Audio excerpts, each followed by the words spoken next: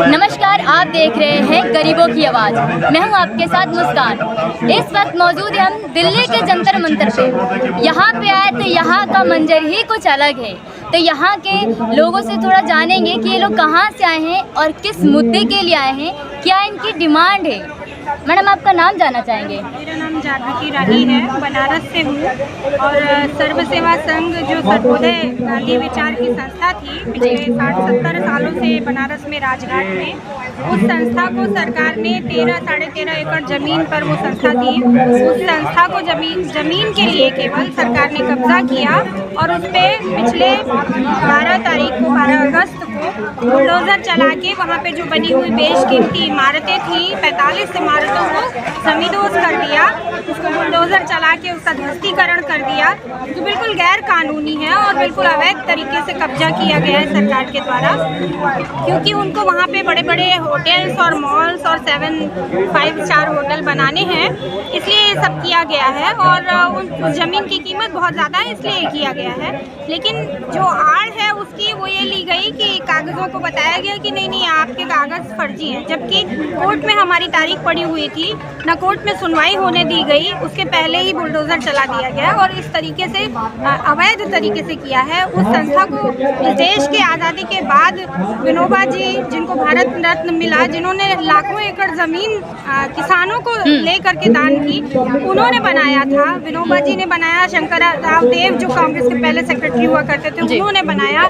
उसके अलावा उसमें जयप्रकाश नारायण, राजेंद्र प्रसाद जी, शास्त्री जी, ऐसे तमाम लोगों का योगदान था, तब वो संस्था बनी थी। इतनी बड़ी संस्था जहाँ से सर्वोदय के कार्यकर्ता तैयार होते थे, गांव-गांव में काम करते, वहाँ से किताबें जाती थी। उन किताबों को भी निकाल कर फेंक दिया गया और ऐसे ही खुले में कूड़े के ढेर की तरह से। और गांधी की जो प्रतिमा थी वैसे ही पड़ी हुई है। अभी उसके आसपास चारों तरफ जो है कोई व्यवस्था नहीं है, ज़मीन पर अभी वो कुछ नहीं बना रहे हैं। केस की सुनवाई चल रही है कोर्ट में, लेकिन उसको भी लोअर कोर्ट भेज करके लटकाया गया है। मैं ये जानना चाहूँगी कि जो अभी जो प्रेजेंट में जो सरकार चल रही है, उनके मंसूबों से कितनी संतुष्ट है? हम बिल्कुल उनके वैचारिक विरोधी हैं, इसीलिए ये कार्रवाई की गई। गांधी विचार से उनको कोई लेना देना नहीं है। वो चाहे भले ही दुनिया में जाकर मजबूरी के नाम पर गांधी की प्रतिमा के आगे पैर झुकाते हो या राजघाट में जाके फूल चढ़ाते हो, लेकिन दरअसल में वो गोडसे को मानते हैं, गोडसे की विचारधारा को मानते हैं, इसलिए वो गांधी के विचार के केंद्रों को नष्ट कर रहे हैं। वो साबरमती में भी उन्होंने ऐसे ही जबरन जमीनों पर कब्जा किया है। यहाँ भी लगे हुए हैं गांधी विचार के सभी केंद्रों पर उनकी निगाहें। लेकिन वो जो उनका ये कहना है कि जहाँ पे तोड़ रहे हैं वहाँ आपके लिए ही भारी भारी मॉल, शॉपिंग मॉल, कि आप लोग आके शॉपिंग करेंगे, उस हिसाब से उन्होंने इस हद तक सोचा है। तो इसके उनके विचारों पे आप क्या कहना चाहेंगे? देखिए, ये दिमागी दिवालियापन है। बनारस सांस्कृतिक राजधानी है, दुनिया का सबसे प्राचीन शहर है।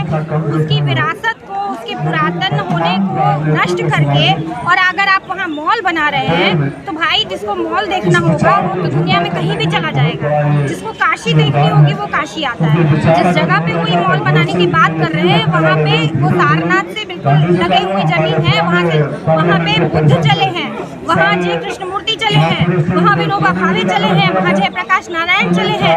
ऐसे जो देश के जो वो गढ़ने वाले हाथ थे, उनकी जगह को नष्ट करके आप वहाँ होटल और मॉल बना रहे हैं, तो ये आपका दिमागी दिवालियापन है, आपकी बौद्धिक कहते हैं ना हीनता है। आपको नहीं समझ आ रहा कि आप क्या खो रहे हैं। उनका कहना है सबका साथ सबका विकास, विकास ही तो कर रहे हैं, फिर आपका ऐतराज किस लिए है? वही विकास है जिसमें अभी हुआ है वायनाड में। देख लीजिए क्या हुआ वो विकास। आप दुनिया भर में देख लीजिए, पर्यावरण का जो नाश कर रहे हैं, उस कैंपस में 200 साल पुराने पेड़ हैं।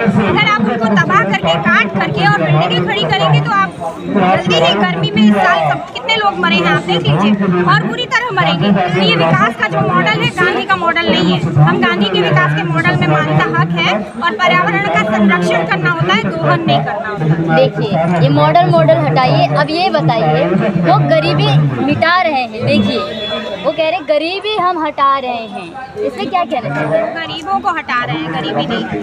मैम मैं ये जानना चाहूँगी, हमारे दर्शकों को बताइए कि आपको क्या पुनर्वास मिला है? जब वहाँ से आपको विस्थापित कर दिया गया तो आपको कुछ मुआवजा वगैरह मिला? नहीं, हम लोगों को कोई मुआवजा नहीं मिला है, किसी तरह की कोई मदद नहीं मिली है। ज़बरन हम लोगों के सामान उठाकर फेंके गए, जबकि मैं खुद 3 पीढ़ी से वहाँ रहती थी। मेरे पिताजी, मेरे दादाजी स्वतंत्रता सेनानी थे, मेरे पिताजी जीवन भर सर्वोदय आंदोलन से जुड़े रहे, मेरी माँ भी, और मैं भी उसी तरह से सामाजिक कार्य करता हूँ। हम लोग वहाँ, मैं अपनी उम्र करूँ तो मैं 50 साल की उम्र से वहाँ खत्म हो गई मेरी, और मैं वहीं रह रही थी, मेरे बच्चे भी वहीं पैदा हुए। नहीं मिला सिवाय अपमान के, तकलीफ के, दर्द के और उजाड़े जाने का जो भयानक संताप होता है, उसके अलावा कुछ भी नहीं। ये जानना चाहेंगे कि जब घर तोड़ा गया तो उस सिचुएशन में महिलाओं की क्या स्थिति रही? रो रही थी महिलाएं, मैं खुद रो रही थी। मेरी बच्ची जो कॉलेज में जिसका एमए का एग्जाम होना था वो परेशान थी। मेरा बेटा जो बोर्ड के एग्जाम में बैठा था वो स्कूल गया था, उसकी किताबें निकाल के फेंक दी आपने। उसका टिफिन रखा हुआ था, उसके खाना मैं भेजी थी, वो उसका सारा सामान निकाल के फेंका। मेरी 30 साल की गृहस्थी में तो कम से कम 2 बड़ी लाइब्रेरी की किताबें थी मेरी, वो सारी निकाल करके फेंकी। जो भी तो जितने लोगों का भी सामान फेंका, वो औरतें रिक्वेस्ट भी कर रही थी कि आप हमको समय तो दीजिए कि हम ठीक से हटा सकें। उन्होंने बहुत नुकसान किया, कुछ भी नहीं समय दिया। गवर्नमेंट द्वारा कोई नोटिस सबको नोटिस 27 तारीख को उन्होंने दिया और 23 तारीख को खाली करने के बाद भी 3 दिन हम लोग बनारस के तमाम लोग, हजारों लोग, सैकड़ों लोग हमारे साथ थे। हम लोगों ने कहा कि नहीं, ऐसे नहीं खाली करेंगे, क्योंकि आप कानून में प्रक्रिया चल रही है, कोर्ट में केस चल रहा है, आप वहाँ लड़िए। लेकिन वो तैयार नहीं, और आप देख रहे हैं ये पूरे देश में हो रहा है। तमाम जो झुग्गी बस्ती में रहने वाले हो या मकानों में रहने वाले हो, सड़कों के किनारे रहने वाले हो, जमीनों की लूट मची है और सब पर बुलडोजर ही चल रहा है। और हमारे चैनल के माध्यम से आप क्या अपील करना चाहेंगे? हम यही अपील करना चाहेंगे कि देश की जनता को ये समझना चाहिए कि ये अन्याय का राज है, इनको उखाड़ के फेंकना चाहिए। आधा तो वैसे भी वो बैसाखी पे आ गए हैं, लेकिन इनको जितना जल्दी हटाया जाए देश के लिए वो अच्छा होगा, क्योंकि ये देश के साथ इन लोगों ने बड़ा नुकसान किया है। और जनता को अगर रोजगार चाहिए, महंगाई से निजात चाहिए और ये सारे शिक्षा चाहिए, अपने बच्चों की सुरक्षा चाहिए, महिलाओं की सुरक्षा चाहिए, तो इस सरकार को हटा देना। अभी मैं थोड़ा सा युवाओं के बारे में पूछना चाहती हूँ कि वहाँ पे युवाओं की स्थिति क्या है?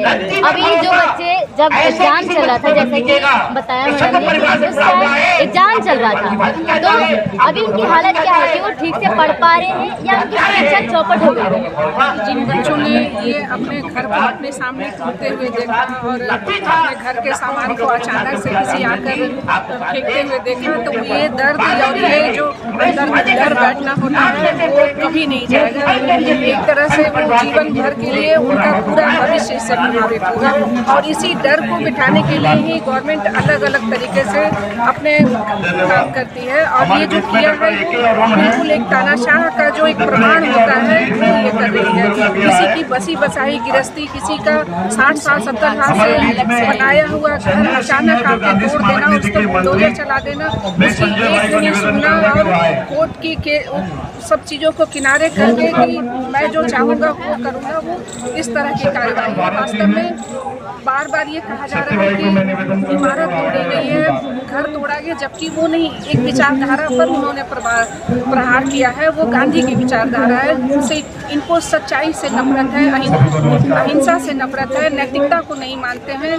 वो चाहते हैं कि मैं रहूं और हमारा सिस्टम रहे, और जैसे चलाना चाहूँ देश को वैसे चलाऊँ, पूंजीपतियों को दे दूँ, चाहे मैं जो करना चाहूँ सरकारी सारी संस्थाओं को मैं बेच दूँ, और जो चाहते हैं वही सर्व सेवा संघ ने भी वही किया है। बच्चे तो इतने बच्चों को तो घर भी नहीं मिला, उस परिवार में सारे इतने सक्षम नहीं, इनकी आत्मा चिक चिक कह रही होगी कि पूंजीपतियों की जागीर नहीं है देश हमारा। बने रहने के लिए लाइक, सब्सक्राइब, शेयर करिएगा। जो उस जीवन से गुजर रहे हो उनके पर वो बीत रहा हो, जिनका पास यही एक घर है, जिनकी गृहस्थी भी पूरी तरह से नहीं हो पाई है। हर कोई अमीर नहीं हो जाता, हर किसी के पास सरकारी नौकरी नहीं हो जाती, हर कोई इतना सक्षम नहीं हो जाता कि वो अपना जीवन कहीं से भी शुरू कर दे। एक तरह से उनका वही आधार था, वही आश्रय था, वही उनके जीवन का सब कुछ था। लेकिन वहाँ से भी उन्होंने तोड़ा और कहाँ कहाँ लोग कितने बिखरे होंगे, कितना उनका बच्चों का भविष्य बर्बाद हुआ होगा। 50 घर का मतलब समझ रही है, 50 घर का मतलब है कि 100 बच्चे, 150 बच्चे इस तरह से होंगे।